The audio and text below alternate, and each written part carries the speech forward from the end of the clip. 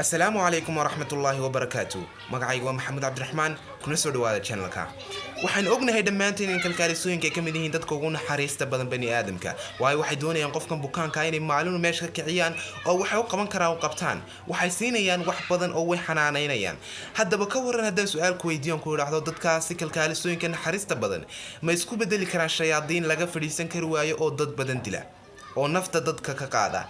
Haddaba su'aashaasi waa su'aashin maanta ka jawaabano fiidiyogan wuxuu ku saabsan yahay kalkaalisooyin dad badan soo laayay dadka ay dilayaan ay u badnaayeen caruur yar oo waxba iska qaban karin oo imku dhashay iyo waliba dad waaweyn. Waxaan doonaynaa inaan ogaano waxay ku sameeyeen iyo habka ay u sameeyeen dambiyada sida ay u galaan iyo waliba masiirkooda meesha uu ku dambeeyay. daawasho wacan fiidiyoga maanta.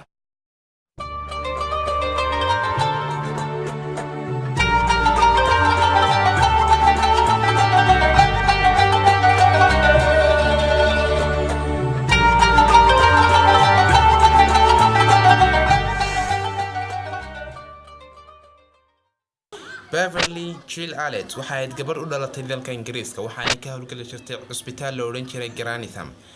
Haddaba gabadhani waxay ka hawlgali jirtay cusbitaalkaas qaybta caruurta. Qaybta caruurta ayaa waxay arkeen in uu aad u kordhay celceliska dhimashada caruurta.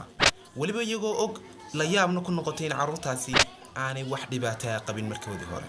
bilaha ay dhimashadaasi aad ka kordhayna waxay ahayd bishii labaad iyo bishii saddexaad ee 1990. dhakhaatiirta cusbitaalka waxa la yaab ku noqotay dhimashadan istabataal ee maalinba maalinta ka dambeysa soo kordhaysa.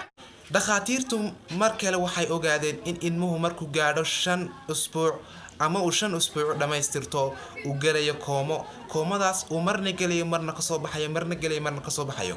dhibaatadan ayaa waxay iyaduna noqotay mid ka sii yaabisa dhakhaatiirtii waxaana ku khasabtay inay baadhaan ilmahaasi oo ay eegaan waxa ku jira. haddaba natiijooyinkii waxay noqdeen qaar kadisa. natiijooyinkiina waxay noqdeen in ilmaha lagu muday insulin saa'id.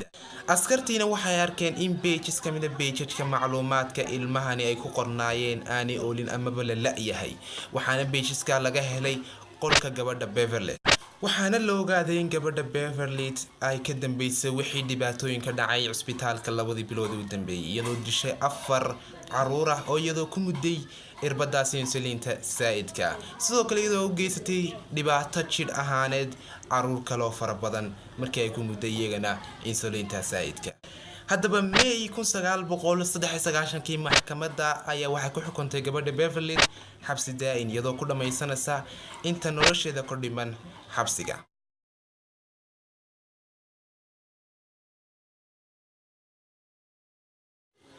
waad ku mahadsantahay daawashada fiidiyogan. waan ogahay inuu fiidiyogan yahay mid aad u yar laakiin waxaan isku day doonaa fiidiyoyo kuwan ka dhaadheer kana badan soo dhigo channelka. marka dadka cusubtay fadlan subscribe saar channelka gambaleelka nashido fiidiyogana like saar asxaabtaada la wadaag si aad ula wadaagi kartid asxaabtaada ugu fududna waa sidan adigoo san sameeya. markaas waad ku mahadsantahay daawashada fiidiyogan. inta fiidiyoga kulmana maca salaam.